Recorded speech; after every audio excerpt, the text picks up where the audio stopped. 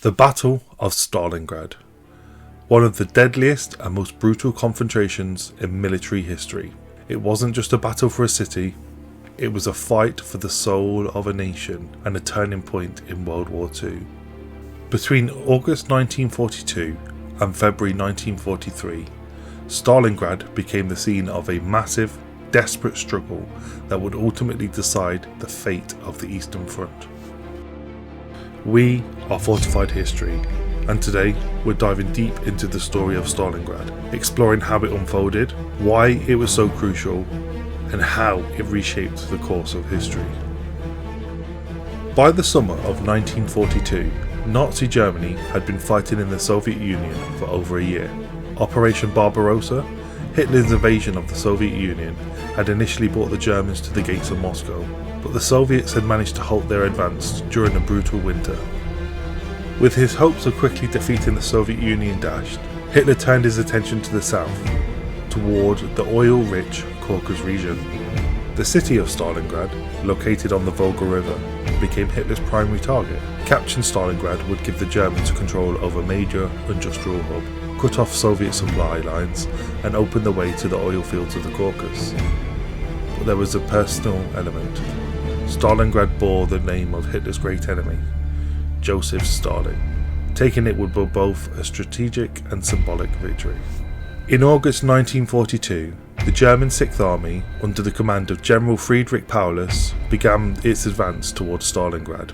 The Luftwaffe bombed the city mercilessly, turning much of it into rubble.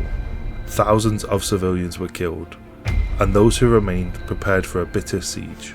The Germans initially made rapid progress, capturing much of the western part of the city, but the Soviets, under the leadership of General Vasily Zhukov, decided to make their stand within the ruins of the Stalingrad itself. This would be no ordinary battle.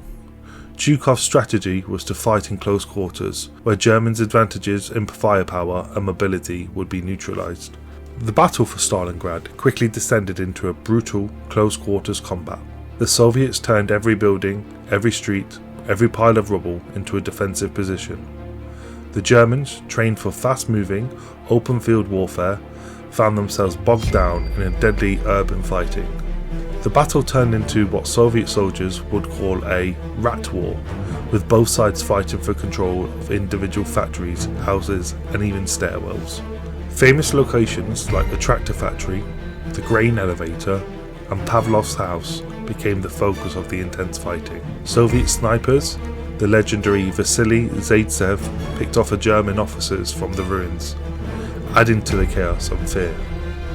For weeks the battle raged with no clear victor. The Germans continued to push forward, but the Soviet defenders, though vastly outnumbered, held on tenaciously.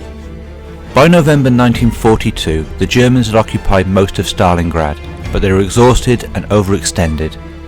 The Soviet High Command, led by Marshal Georgy Zhukov, saw an opportunity. Instead of attacking the city head-on, Zhukov and his fellow commanders devised Operation Uranus, a plan to encircle the German forces by attacking their weaker flanks, held by Romanian, Hungarian and Italian troops. On November 19, 1942, the Soviets launched their counter-offensive. In a massive pincer movement, Soviet forces attacked from the north and south, quickly breaking through the Axis lines. Within days they had encircled the entire 6th Army inside Stalingrad. Over 300,000 German and Axis troops were trapped. As winter set in, the situation for the Germans inside Stalingrad became desperate. Hitler ordered Paulus to hold the city at all costs, promising that the Luftwaffe would supply the trapped army by air. But the airlift operation was a failure. Supplies were woefully inadequate, and the German soldiers began to starve and freeze in the harsh Russian winter. Despite the hopelessness of the situation, Hitler refused to allow Paulus to retreat or surrender. The German 6th Army was trapped in a deadly siege. With no food, medicine or ammunition, the once mighty army slowly crumbled. Disease and starvation took a terrible toll, and morale collapsed. In January 1943, the Soviets launched their final assault on the city. On January 31st, Paulus, now promoted to Field Marshal by Hitler in a symbolic gesture to avoid surrender, defied orders and surrendered his remaining forces to the Soviets. By February 3, 1943, the Battle of Stalingrad was over. The battle was over, but the cost was staggering. The Germans lost around 300,000 men, including those captured as prisoners of war. The Soviets suffered even more, with an estimated 1.1 million casualties, soldiers and civilians alike. The city of Stalingrad was left in ruins, a symbol of the devastation of total war. But the victory at Stalingrad marked a major turning point in World War II. The German Sixth Army, once considered invincible, had been destroyed, and the myth of Nazi invincibility was shattered.